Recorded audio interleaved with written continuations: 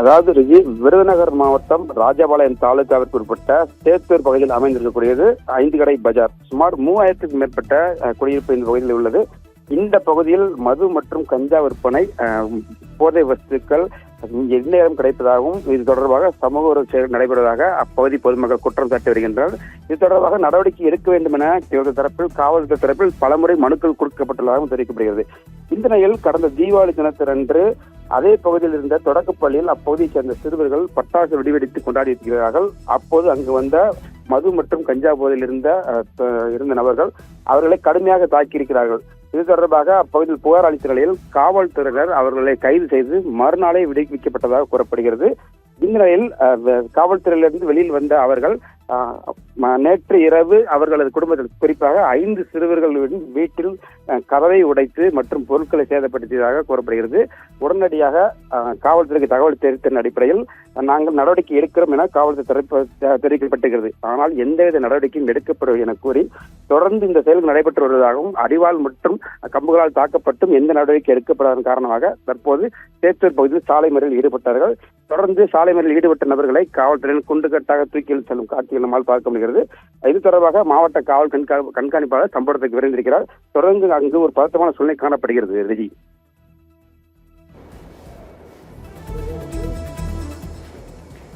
விவரங்களுக்கு நன்றி செந்தில்குமார். விருதுநகரில் ஏரியா பிரச்சனையில் 5 பேர் அறிவாளால் வெட்டப்பட்ட சம்பவத்தில் சம்பந்தப்பட்ட இளைஞர்கள் மீது நடவடிக்கை எடுக்க கோரி மக்கள் சாலை மறியலில் ஈடுபட்டார்கள். இது தொடர்பாக அவர்கள் அளித்த பேட்டியை பார்க்கலாம்.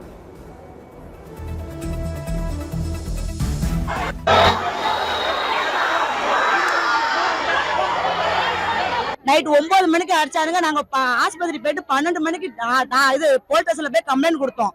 காலையில உங்களை கூப்பிட்டு விசாரிக்கோமா, அவங்களையும் கூப்பிட்டு உங்களையும் கூப்பிட்டு விசாரிக்கோம் அப்படின்னாங்க. தீபாவளி முடிஞ்சு இன்னையோட எத்தனை நாள் சார் ஆகுது? இது வரைக்கும் ஒரு போலீஸ் கூப்பிடவும் இல்ல, எங்களுக்கு போனும் போடவும் இல்ல. திரும்ப அவனுங்க மறாதனால கம்பாசிட்டு கத்தியாச்சுட்டு எங்க வீட்டுக்கு முன்னாடி நின்றுட்டு மிரட்டினானுங்க சார். அசிங்கமா வந்தானுங்க. பாத்ரூம் கூட போக முடியல சார். என் மகன் 7 படிக்கிறா சார். சார் பாத்ரூம் இருக்கு, கூட்டு போனா விரட்டிட்டு வரானு சார் அடிக்கிறதுக்கு. அண்ணன் சொல்றானுங்க, நீங்க வீட்டுக்குள்ள இருக்க வேண்டியதானம்மா, வெளியே எதுக்குமா வாரீங்க? நீங்க காவல்துறை வந்து அப்படி சொல்றாங்க சார்.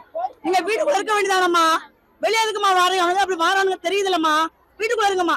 பாத்ரூம் எங்க சார் இருக்க முடியும்? எங்க மாதிரி ஏழையே பாத்ரூம் நாங்க வச்சிருக்கோம் சார், செய்யறோம். பாத்ரூம்ல நாங்க வெளியே தான் போக முடியும். வெளியே போகாம அப்படி அவங்களுக்கு அடக்க வைக்க முடியுமா சார்? அப்ப விட்டாங்க சார். அவனுக்கு மிரட்டானுங்க அப்படின்னு சொல்லியும் எங்களை கூப்பிட்டு அவங்களையும் கூப்பிட்டு எங்களையும் கூப்பிட்டு கண்டிக்கவே இல்லை. கேட்டதுக்கு ஒரு மர்டர் கேஸ், நாங்க அதை பாத்துக்கிட்டு இருக்கோம் அப்படின்ட்டாங்க. சரி, அவங்க சூழ்நிலை புரிஞ்சுனாங்கன்னா இருந்துகிட்டோம் அமைதியா. இப்ப நாங்க எதுவும் சொல்லவே இல்லை. நைட்டு 11 மணிக்கு வந்தானுங்க சார். 15 பேர் வந்தானுங்க சார். 15 பேர் வந்து என் தம்பிமாரு 4 பேர் சார். எங்க அப்பா ஒரு ஆளு 5 பேர்த்த துண்டு துண்டா வெட்டிட்டானுங்க சார். மண்டே என் தம்பி இப்ப வருவான் சார். ஆஸ்பத்திரிக்கு வர சொல்லிருக்கேன் சார். வருவானுங்க சார். இதை பிடிச்சிருக்கானுங்க சார். மண்டையை பாருங்க சார், தலைவலி தாங்க முடியல.